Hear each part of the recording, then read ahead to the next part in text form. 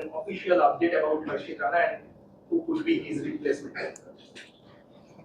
Well, I think hopefully soon, in a couple of days. I think there are obviously Harshit is with the BCCI and at the COE. So once we get an update from there, it'll be easy. Medical team will communicate to us, and then soon after we'll let you all know. But I think, like I said, today is the first practice game. We've got one more game on the 23rd. So we'll try and make sure we evaluate whoever we are picking before we actually make that announcement. So it'll take a few more days, but most probably before we leave for Mumbai. Will your last couple? I should have sent my medical team here. They're been easier.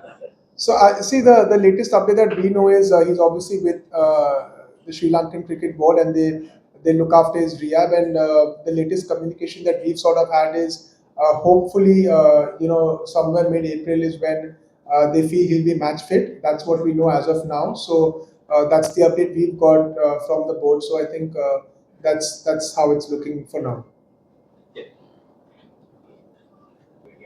So if you can identify what issues he had during the World Cup, some of the batters can be playing on the back foot like Brevis or Miller or the England batters also.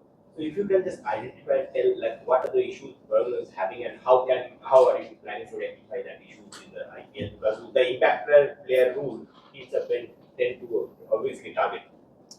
Well, I think when you have a long career in T20 cricket, firstly you tend to have such things. It's almost like a batter sometimes not getting runs. A lot of batters at times score runs, but more often than not they don't, and that's how cricket is. And I think with Varun, that's one of the things. He's played so much T20 cricket over the past year.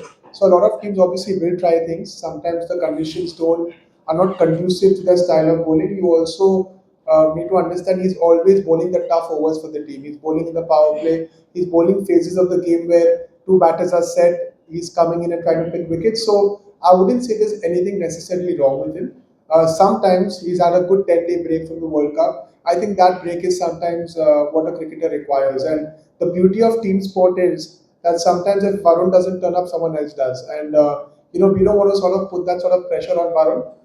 He's been a franchise player for us. He's been someone who's delivered year after year. So there's nothing wrong. I just feel that the timing at that point and whatever he was trying to execute, he couldn't to his full potential. But we just try and make sure that he can be at his best, because if he's at his best, the results. So the conditions and sometimes just the timing.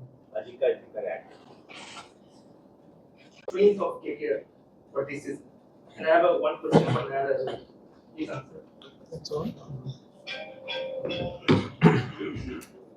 Yeah, I think in any tournament with any team, once you lose some of the key bowling options, these are not things you plan for, but these are things you have to accept. The good thing about Indian cricket, especially at the moment, there's a lot of depth. So they have some guys that we are, as the coach mentioned, that we are looking at. Definitely gonna fill the spot. There's the likes of Umar Malik, Tiagi. These guys are also players who represent the national team at some point in time and also played IPL before. And they are young, exciting talents. So for me personally, I'm happy along with Tim to work with this group of fast bowlers.